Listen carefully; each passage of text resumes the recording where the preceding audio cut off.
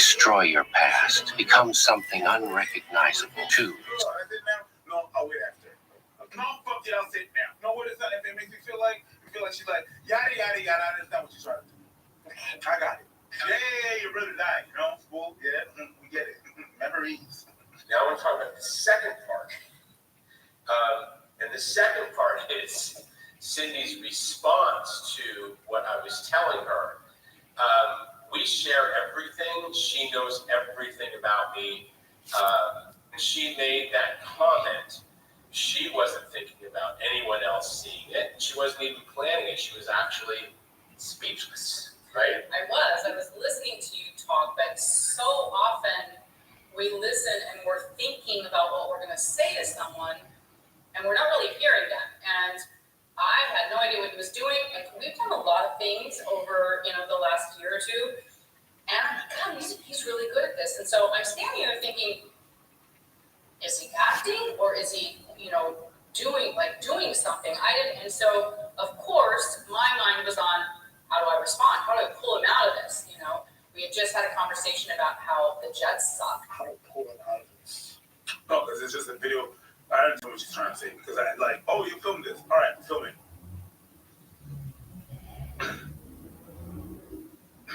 You're crying. Like, this is supposed to be funny. Well, let me just loop it up with a good joke. But, I mean, sometimes we do that as comedians. We just did a situation where we crowd work and it's not good. We try to get the thing that she's not a professional, so she I think I understand what she was trying to say. I'm confused. They run like a channel of communication trying to capture real moments in their lives. Why would you pull your partner out of an emotional moment that they're having? Because it's awkward for them. So, yes, I agree with you. That's your partner. Yes. That's like my girl being like, I'm upset about something someone did to me at work. I'm like, try to joke out of it when she's trying to explain herself. You get it. You're just wrong. Especially if you film it. Who cares if you film it? Who cares if you film it? Why? Because you could just delete it. You're not live streaming. The filming part doesn't even matter. Fair. You can literally put your phone down if you want to get your partner together and have a conversation. If you're uncomfortable with it, what makes it part of this? I don't get it. To me, what you say just doesn't make much sense. No, you don't get the pressure. Pressure of? The pressure of filming because of there's a camera there.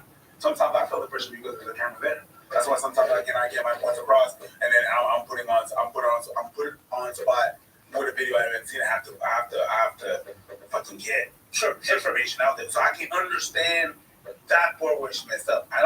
It doesn't completely absolve her of everything that she did and everything and stuff. I understand. I'm like willing to be like, sure. Okay, I kind of understand. He's a motherfucking liar. Yeah, fuck that.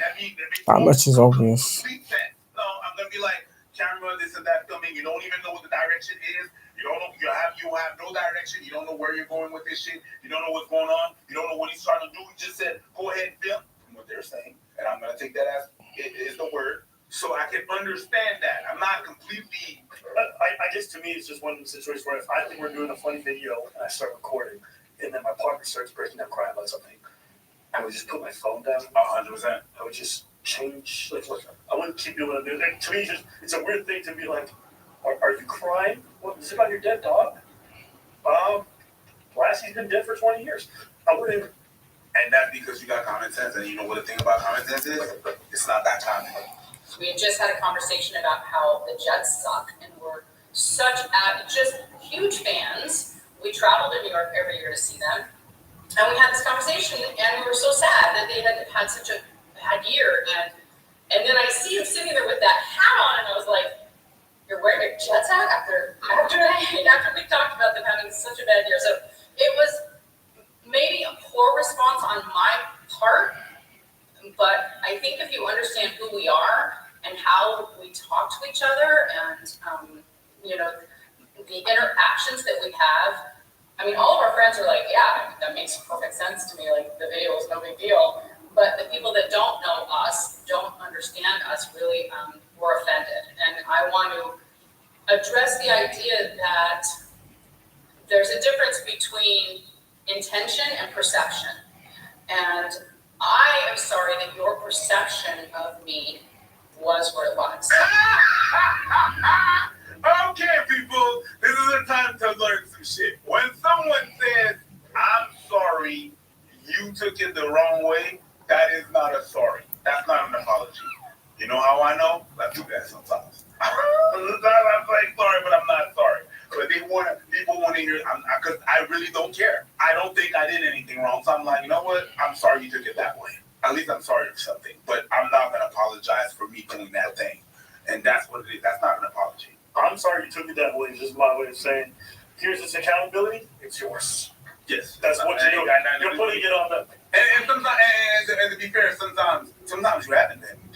Sure. I can understand that. But you also, yeah, you're saying you're not apologizing. You're not apologizing. Yeah. But if you're seeing that from a third person's perspective, like on social media, you don't know the backstory of anybody. And for everybody to assume that she's callous and she's not a nice person and I should leave her, and you're way off base. You have no idea what our relationship is like, because this relationship for me is the motherhood. I've never experienced a connection with someone like I do.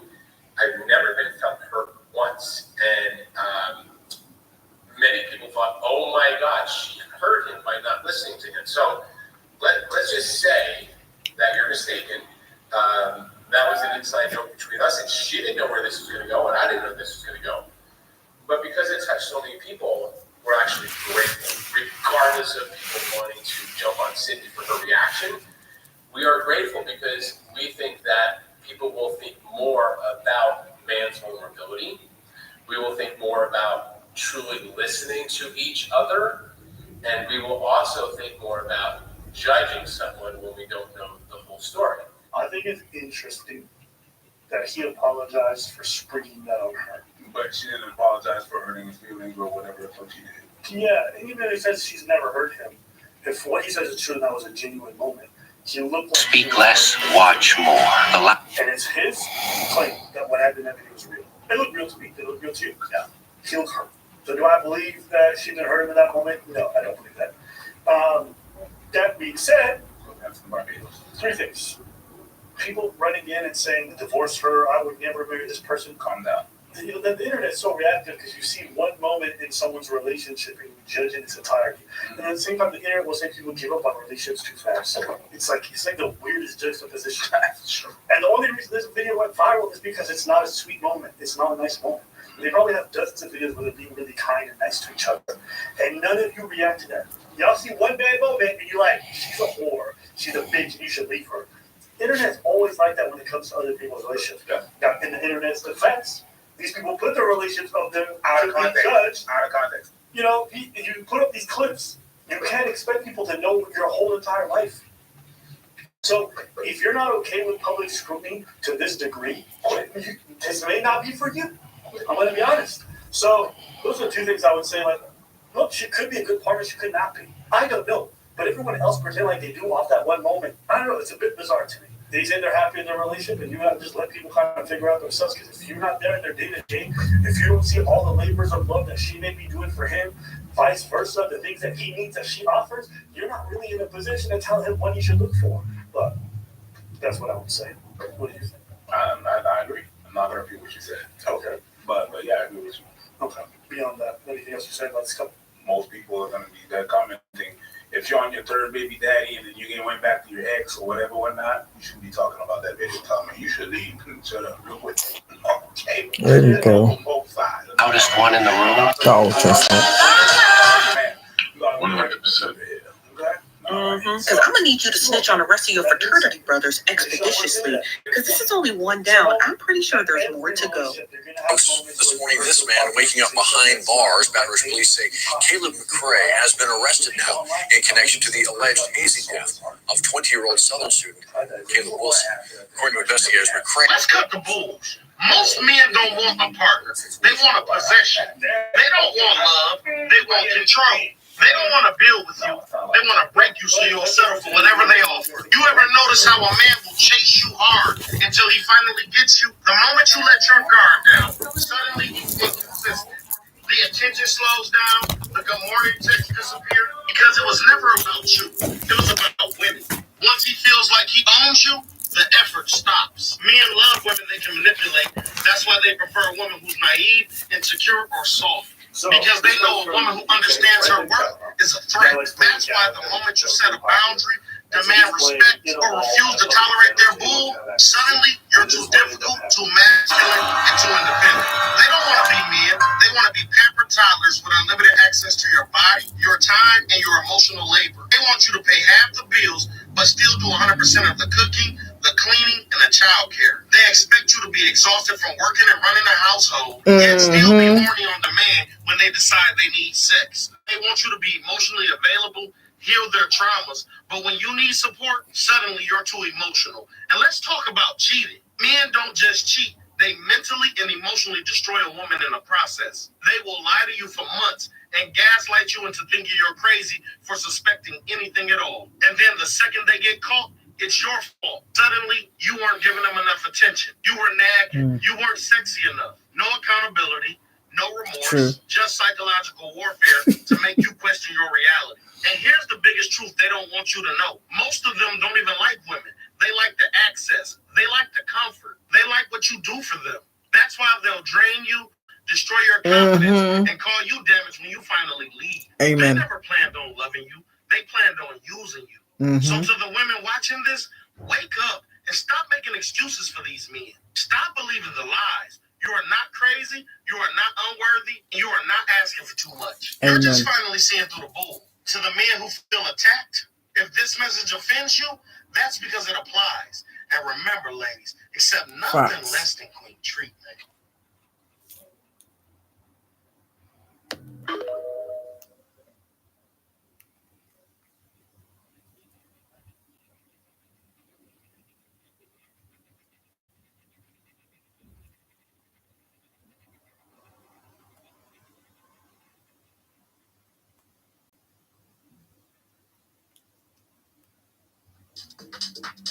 Yes, Jesus Christ was not born on December 25th. Evidences suggest he was born around September or October. Number one, the shepherds in the field could not have happened in winter because shepherds do not bring their sheep into the field during winter. Number two, the census established by Caesar Augustus that made Mary and Joseph to go back to Bethlehem was not done in winter. Number three, the news of John the Baptist came to Zechariah around spring. Now, from the time Elizabeth conceived John, adding that to the time it took Jesus to be born, that's a space of 15 months. And if you add that to spring, it will take you to around September or October the following year. Number four, evidences suggest that Christ was born around the time of the celebration of the Feast of Tabernacles.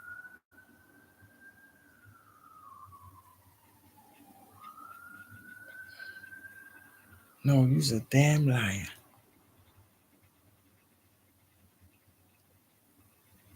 The Feast of Tabernacles symbolizes God dwelling with his people, which Jesus Christ is, Emmanuel, which means God dwelling with us. Now, how did we arrive at December 25th? It was simply an attempt of the early church to incorporate other peoples, allowing them to practice their cultures. Two major cultures are found around this time of the year. Number one is called Saturnalia, and number two, the death of the sun god. Also, the Christmas tree, though disputed, is thought to have originated from the death of Nimrod, who was the ancient king of Babylon. It was said that when Nimrod died, his mother, who is also his wife, called Semiramis, saw a vision that a tree sprang forth on the very spot where Nimrod died. And they believe that putting these trees in their houses with those balls, which signified in quotes Nimrod's balls, would allow Nimrod to come once in a while to put gifts on the tree. What about the mistletoe? Mistletoe is believed to be an evergreen tree because it survives both winter and all seasons of the year. So the ancient Celtic cultures called it Druids. They used these plants for its mystical purposes. In case you know that the mistletoe was a tradition that signified romance and fertility. How about the days of the week? What about the months of the year? Literally everything in society is dedicated to one pagan god or the other. I want you to understand the aim of the devil has never been about overthrowing God. It has always been about making himself an option. Though the ways of God can be slow sometimes, but it is the only safe option that you have. God is the only spirit that has your goodwill in mind. Every other spirit out there, they are out to destroy your soul. Did the devil create the Christmas tree? No. Has the devil ever created anything? The answer is no. God owns the Christmas tree. God owns the days and the months of the year. God owns and created the mistletoe. Colossians chapter 1, verse 16 to 18. By him all things were created, visible and invisible. No, God did Whether not there create be Christmas thrones or tree. dominions, principalities or powers, all things He didn't were create made Christmas by neither. God and for God. If you continue to nitpick on these things, your life will be miserable. And that is not what God intends for you. God is asking me to tell you that He is the creator of all of these things. And you should walk in dominion. The only way you can walk in dominion is when you align yourself to Him, who is the King of all kings and the Lord of all lords. Yeah. Your authority is not under these things. Your authority is with God Christ, is king. who God is my far king. above all of these things. So celebrate Christmas. Celebrate the birth of your Lord and Savior Jesus Christ. Do not be afraid of the Christmas tree. Do not be afraid of the mistletoe. But always still, there's a line between the church and the world. Never forget that. God bless you.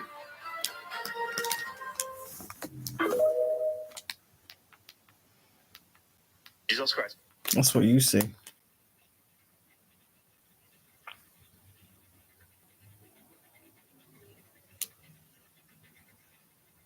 Of course, and now you got other people acting crazy.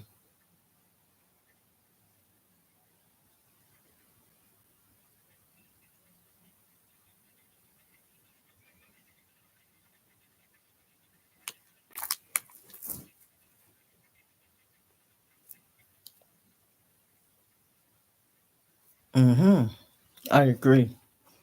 I am the key.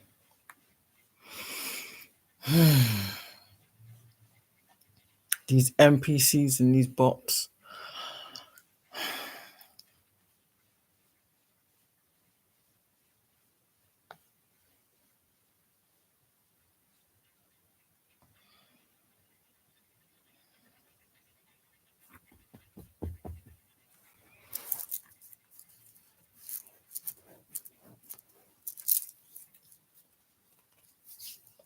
Yeah. The contract was, there was definitely a change in that contract. It was called no contact.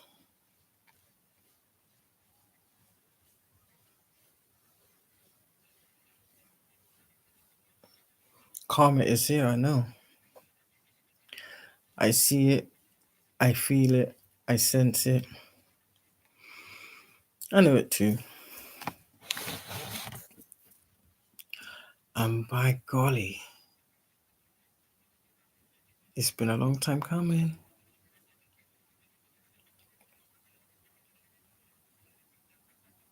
You see, these people have been doing this for a long time.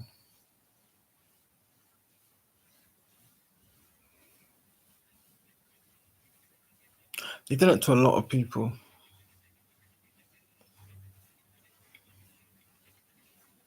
Even people they know, like their own. Some of them they even class as friends. But people like myself, I've been targeted relentlessly, deliberately, unjustifiably.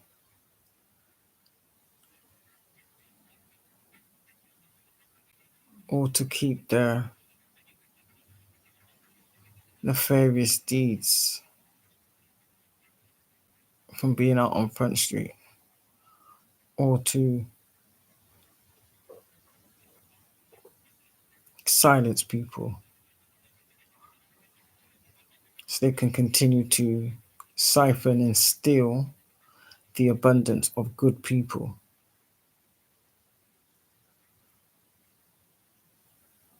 So they need to be purged. They really do.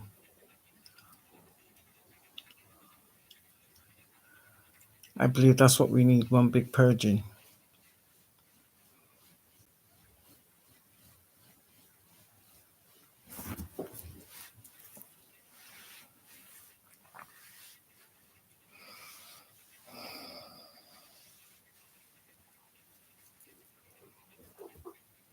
The Lord is my shepherd, I shall not want. He maketh me to lie down in green pastures. He leads me beside still waters. He leads me in the paths of righteousness for his name's sake. Yes, though I walk through the valley of the shadow of death, I will fear no evil, for thou art with me. Thy rod and thy staff, they comfort me. Thou prepare a table before me in the presence of my enemies. Thou anointed my head with oil. My cup runneth over. Surely goodness and mercy shall follow me all the days of my life, and I shall dwell in the house of the Lord forever. He who dwells in the secret place of the Most High shall abide under the shadow of the Almighty. I will say of the Lord, He is my refuge, my fortress, my God, in Him will I trust. Surely He shall deliver thee from the snare of the fowler and from the noisome pestilence. He shall cover thee with His feathers, and under His wing shalt thou trust. Truth shall be thy shield and buckler. Thou shalt not be afraid for the terror by night, nor for the arrow that flieth by day, nor for the pestilence that walketh in darkness, nor for the destruction that wasteth at noonday. 1,000 shall fall at thy side, 10,000 at thy right hand, but it shall not come nigh thee. Only with thine eyes shalt thou behold and see the reward of the wicked. For thou hast made the Lord, even the Most High, thy habitations. Therefore no evil shall befall thee, neither shall any plague come nigh thy dwelling. For he shall give his angels charge over me to keep me in all my ways.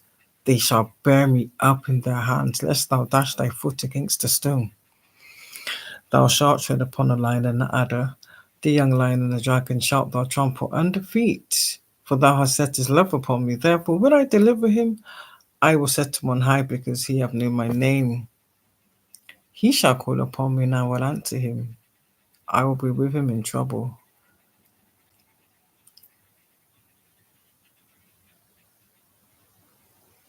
I will be with him in trouble. I will honor him and satisfy him with long life. I shall shew him my salvation.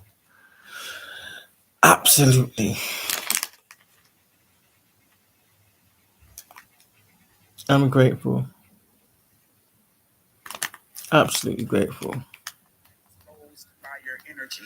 You got what I'm saying? I'm seeing this energy of people feeling caught red-handed and feeling caught red-handed, acting dumbfounded. For a lot of you guys, it's like as soon as you expose them, they're going to act so dumbfounded. I'm getting like, me? You're talking about me? You understand? Like me, I didn't mean it that way, and I don't know what you mean. You understand? I'm getting a lot of like people trying to twist up the energy to make it seem like you don't know what you're talking about, or what you're talking about and what you're calling them out for is so benign. Is what I'm getting here, knowing for a fact that they're caught red-handed and that what you're saying couldn't be anything closer, to the truth. Is what I'm getting here. I'm getting, for a lot of you guys, you have people who felt like, they were getting away with it because they were still being able to engage with your energy. They were still having the luxury of being in your presence. You understand? And going behind your back and backstabbing you, betraying you, defaming you. That's what I'm getting here. But I'm getting this energy that for a lot of you guys, you already knew that these individuals were low vibrational. You already called it without even saying anything for a lot of you guys. You understand? But it's giving this energy that because you never spoke on it, and I'm seeing that a lot of you guys speaking on it and exposing the truth, that they've been feeling like, oh, that person has no idea. They've been living it up. You understand? Feeling like you didn't know. You understand what I'm saying? But because for a lot of you guys, you're exposing people. I'm even seeing this energy of, them getting mad, angry. You understand? You called them out. They're mad. They're angry. I'm even seeing private conversations happening in the background. Yep. You understand? Where people are, talking about what you said. Like, oh, so-and-so said I was this, and they said that I was that, and I this, and I that. And I'm getting people around that exposure also feeling an anxiety of being exposed because they were also engaging with that person where it pertained to your name. You understand? They were also engaging in backstabbing and betraying. You understand what I'm saying? Mm-hmm. And it's like now they're feeling anxious and feeling nervous because it's like, I know if they see that, you understand, if they were able to call that, then I know that they can see me and they can see that I'm a betrayer and I'm a backstabber. So a lot of you guys, like I said, you're about to be exposing people one by one. And I'm even getting like a domino effect of you exposing one person and being able to expose everybody else. All right, y'all. So I'm getting that a lot of you guys are about to be exposing individuals. And I'm getting that they're about to. Yep, absolutely.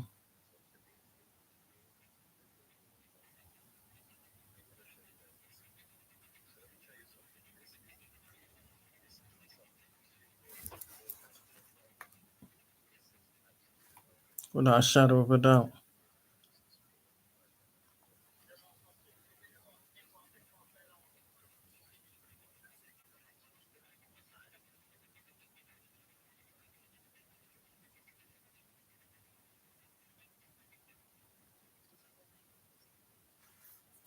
What's this? Yeah, I've spoken to various different people, including Fox's son. I saw messages with the girl's mom, and I've spoken to Dutch.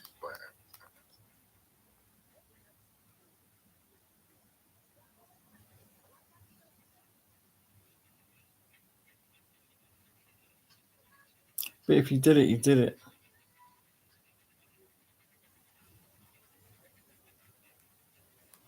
Oh, stop it. Worked for Beyonce and said that she saw the 3 crosses, upside down crosses on the wall of Beyonce's house. And she was convinced that Beyonce was into the supernatural. There were a lot of things I left out of that video for several reasons. One, time-wise, there was not enough time to tell the entire conversation in one video. And 2, I needed to be sure it was okay to move forward and say the other And thing speak Olivia upon told me. these I spoke to Olivia and she gave me the green light to get more information in the videos, and we talked for like 2 hours, guys. Oh And wow. I tell you, it was spine tingling, Spine tingling. That's a good one. things that Olivia saw. Several things over the course, because what I didn't understand was she didn't just work for Beyonce that once. She signed the NDA It was a Oh. many years back that has since expired. But she worked for Beyonce over a course of 7 months. The last straw, the video I talked about, was the last thing that happened and when she left. But there were many things leading up to that we talked about. What's that? Oh, a non-disclosure agreement. Ivy, but there was something really off about her. That she had this evil catatonic stare and that she hardly ever blinked. And she was convinced that Blue Ivy was also possessed. Yeah, that's one of the telltale signs. Blue Ivy would appear when they don't blink. Nowhere in the room. She didn't hear footsteps behind her. She didn't hear her walking up. She would just turn around and she'd be there. It happened many times. She said she would disappear and reappear in the weirdest, strangest places. And she said she didn't behave like a normal child. And then when I looked at some of the videos and some of the video footage of Blue Ivy, some of the pictures, she doesn't look like a normal, regular child. She looks kind of robotic and AI kind of. So part of me wonders if she's lacking or missing a soul. Oh. I've never, been around Blue Ivy. I'm just going off the person that worked with her for a 7-month period. And I'm relaying the story to you exactly what she told me. She said that Blue Ivy was off. And what she compared it to was Elon Musk. She said, you know how Elon... That's weird. You look at Elon Musk, you just know and feel there's something I've always sensed that about him. Wrong. And I'm like, yeah. She goes, the same thing when I look at Blue Ivy. She said, when I was around her, there was just something off. Like, she wouldn't laugh like a normal child. She would just smile, and tilt her head, and she didn't have an animated soul. She was just blank, void of spirit. Almost like Wednesday Addams from the Addams Family. And guys, she said there were many other things about Blue Ivy. Like I said, how she would disappear and reappear in the room without hearing footsteps, nothing, guys. She said there's something going on with that child. I want to know from you guys, do you see anything off or weird about Blue Ivy that Olivia saw as well? And in the comments, guys, I want to know what you guys think about this one. This is deep. I don't mean that she's well, who am I to say? Oh, stop it.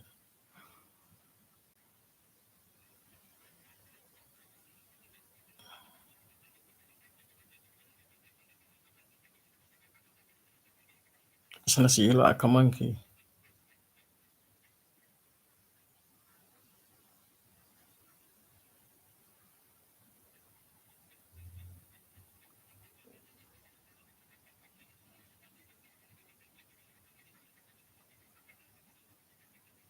Imagine the United States working partner business comes across your screen.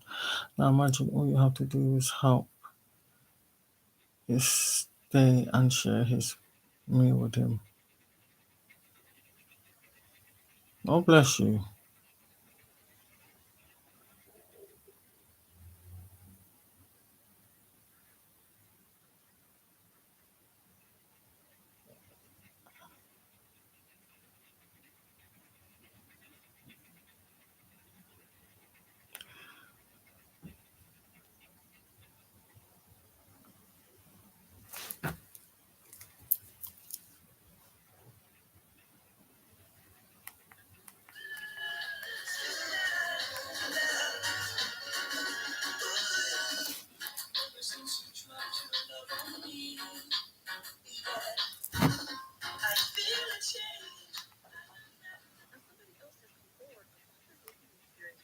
Carter, and it does sound awful similar to the experience that Khalil had while dating her. Who? Carter doxed me to the point where I had to move. She harassed me, my family, my friends, and my clients to the point where I didn't have any work. Like Khalil, the harassment began when she thought I was cheating on her with my ex. Obviously, I tried to get her to understand that I wasn't with my ex, but she wouldn't let go of the paranoia. Now, this person goes by the name of Jay the Human, and he had posted this video about 7 hours ago. He had posted it with a lot of screenshots, so we're going to go over the ones that I was able to get, but he had plenty more because he also posted a Google Doc. Now, the first screenshot he had shared was a conversation between him and Denisha, and it just seems like they were having a casual conversation back in June of 2024. Now, at the top of this conversation, he said, "I've returned from the dead." He said, "How's your day been?" And she replied back and said, "It's been good. How are you?" And then he replies and says, "Sorry, I've been MIA." Initially saying that there's probably been a big gap of time between the last time they talked or seen each other in person. She replied back and said, "No worries. I think I am getting the vibe that you're not interested." And that sounds an awful lot like what she said to Khalil when he had went MIA. And then she told him, "Oh, I don't think that you're interested in me." And then from these messages here, you can see that there had been a downward spiral because she begins to bring up Jay the Human's ex. She starts off by saying, "You've been texting about her, how beautiful she is the entire time. You're literally disgusting, and I wish I never met you." Replied back and said, "I'm still great friends with her." Because at this point, this is when Denisha starts to suspect or believe that he was having a relationship with his ex. Jay goes on to say, after he had that conversation with Denisha about, "Hey, she's just my friend, like that's all it is," but Denisha wasn't believing him, he started to receive all of these text messages. Like he said, I believe he said the next day or that night, he started to receive all these harassing text messages. Then more messages where people started to harass him and then send him pictures of his little sister. Then more messages where people were doxing him, talking about where he worked. Well, he doesn't work here anymore, but I guess he used to work at some place called Reston Hospital. And then you can just pause to read these. They are kind of insane. And then more here where people are telling him to basically unalive himself. Then somehow these individuals have made their way to his Instagram page. And this is because I believe Denisha has a Discord server. And in her Discord server, she talks about her regular life as a girly in Los Angeles, but also the men that she's dating. Now, Khalil and Jay the Human have stated that Denisha, this is alleged because I'm not in that Discord server, but according to them and individuals who are in the Discord server, she posts about these people, their phone numbers, their Instagram pages, their TikTok pages, and that's when the slew of harassment begins. Goes on to say that Denisha had sent him this message that asking to speak with him, and he asked what she wanted to speak about. And then she had posted something in her Discord where she had shared it with Jay. You could pause to read this, but it was Denisha talking about how she didn't want her Discord server to be a place where people bully and harass people, and for the people who are doing it based off the information that she was giving them to stop. And then she also talks about how she has like these weighing opinions whether she wants to keep her Discord server or not because of the things that people were doing with the information she was giving them in the server. Essentially, I don't know if I want to keep the server around this long if you guys are going to harass the people who I disclosed to you who I've dated. Now, after all of this, he had also stated that Denisha wanted to meet up with him and he did not want to meet up with her. in person. And then he said after he saw Khalil's video about the pregnancy, he was curious if Denisha was going to meet up with him and talk about a pregnancy. Now, this is his page on TikTok, and this is that video that we just went over. But he also posted a video about a conversation he had with Denisha that his friend was filming, as well as a link to the Google Drive that you can check out. I'm not entirely sure if Denisha's going to address this. She didn't really address the Khalil situation, so I'm not sure if she's going to address this situation, but it's a lot to be said about a pattern of what's going on with dating this woman in Los Angeles. Now, somebody else has come forward about their dating experience with Denisha Carter, and it does sound awful similar. Who is this lady?